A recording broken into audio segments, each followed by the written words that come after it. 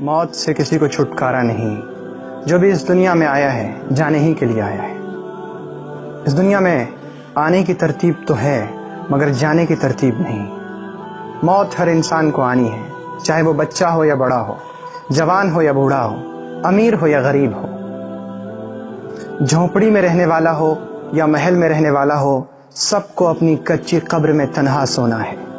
جب آدمی کی روح نکلتی ہے تو اس کا منہ کھل جاتا ہے، اس کے دونوں ہونٹ ایک دوسرے سے جدا ہو جاتے ہیں۔ انسان کی روح اس کے پیر سے نکلتی ہوئی اوپر کی طرف آتی ہے۔ جب آدمی کی روح دل اور پھیپھڑے تک پہنچتی ہے تو یہ وقت ہوتا ہے جب آدمی کی سانس الٹی چلنے لگتی ہے اور سانس باہر کی طرف آنے لگتی ہے۔ یہ وہ وقت ہوتا ہے جب چند سیکنڈ کے اندر انسان پہلی بار اس دنیا میں فرشتوں کو اور شیطانوں کو دیکھتا ہے۔ ایک طرف شیطان اس کے کان میں مشورے دیتا ہے اور دوسری طرف اس کی زبان سے اس کے عمل کے مطابق کچھ الفاظ نکلنے لگتے ہیں۔ اگر انسان نیک ہو تو اس کا دماغ اس کی زبان کو لا الہ الا اللہ محمد الرسول اللہ پڑھنے کی تلقین کرتا ہے، اور اگر انسان بدمعاش، بدطینت، بدمزاج ہوتا ہے تو اس کا دماغ عجیب کنفیوژن اور ہیبت کا شکار ہو جاتا ہے۔ وہ شیطان کے مشورے کو قبول کرتا ہے اور اس کی زبان سے اس کے عمل کے مطابق کچھ الفاظ نکلنا چاہتے ہیں، اور وہ بھرپور کوشش کرتا ہے کچھ بولنے کی، وہ کوشش کرتا ہے تڑپنے کی، لیکن وہ تڑپ بھی نہیں پاتا۔ اور یہ سب کچھ اتنی تیزی سے ہوتا ہے کہ انسان کو اور انسان کے دماغ کو اس دنیا کی کوئی بات سوچنے کا بھی موقع نہیں مل پاتا۔ انسان کی روح نکلتے ہوئے اس کے ذہن میں زبردست تکلیف ہوتی ہے لیکن وہ تڑپ بھی نہیں پاتا، اور اس کے بعد اس کے پورے جسم کی روح اس کے حلق میں جمع ہو جاتی ہے، اور یہ وہ بات ہے جس کو قرآن کریم میں بیان کیا گیا۔ فَلَوْلَا إِذَا بَلَغَتِ الْحُلْقُومَ وَأَنْتُمْ حِينَئِذٍ تَنظُرُونَ وَنَحْنُ أَقْرَبُ إِلَيْهِ مِنْكُمْ وَلَكِنْ لَا تُبْصِرُونَ۔ اور پھر انسان کا جسم ایک بے جان گوشت کے لوتھڑے کی طرح پڑا رہ جاتا ہے جس میں ہلنے جلنے کی کوئی گنجائش نہیں رہتی۔ آخر میں حلق اور دماغ سے روح نکل جاتی ہے اور آدمی کی آنکھیں کھلی رہ جاتی ہیں، اس کی پلکیں پلٹ جاتی ہیں، اور اس کے بعد حلق اور دماغ کی روح بھی کھینچ لی جاتی ہے اور آدمی کی آنکھوں کی پتلیاں اوپر چڑھ جاتی ہیں، اور پھر انسان کی زندگی کا وہ سفر شروع ہوتا ہے جس کا احساس اس دنیا میں موجود لوگوں کو نہیں ہو سکتا۔ کسی کتاب میں لکھا ہے، اور عبرت کے لیے کیا ہی اچھا لکھا ہے، کہ جب انسان کی موت آتی ہے اور اسے لوگ غسل کے تختے پر لٹاتے ہیں تو ایک آواز دینے والا اسے آواز دے کر کہتا ہے، اے آدم کے بیٹے، تمہارے کان کہاں ہیں؟ آج کس چیز نے انہیں بہرا کر دیا ہے؟ آج تمہاری آنکھیں کہاں ہیں؟ کس چیز نے انہیں اندھا کر دیا ہے؟ آج تمہاری صاف ستھری زبان کہاں ہے؟ کس چیز نے انہیں گونگا کر دیا ہے؟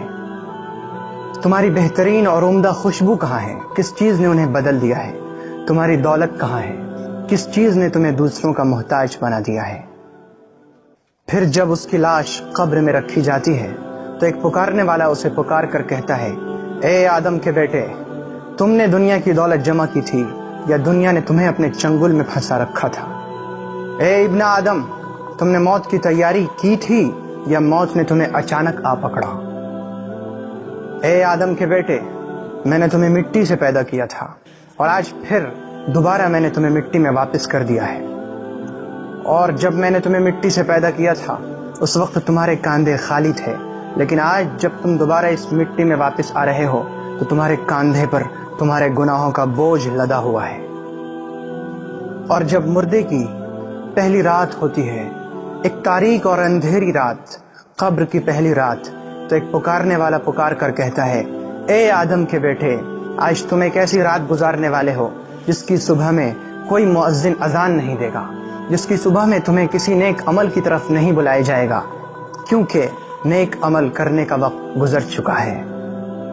اور اس کے بعد ایک دوسری آواز آتی ہے، اے آدم کے بیٹے، آج تمہیں سب چھوڑ کر جا چکے ہیں، تمہیں سب اس مٹی میں چھپا کر اور دفنا کر جا چکے ہیں، اور اگر وہ لوگ یہاں تمہارے ساتھ رہتے بھی تو تمہیں کوئی فائدہ نہیں پہنچا سکتے۔ تو نے مال جمع کیا لیکن غیروں کے لیے، تو نے دولت جمع کی لیکن اسے آج دوسرے استعمال کر رہے ہیں۔ آج اگر تیرا عمل اچھا اور نیک ہوگا تو تیرے لیے جنت کے دروازے کھول دیے جائیں گے، اور اگر تیرا عمل برا ہوگا تو پھر یہ دہکتے ہوئے انگارے تمہارے لیے ہیں۔ میرے بھائی، یہ زندگی بڑی مختصر اور بہت چھوٹی ہے۔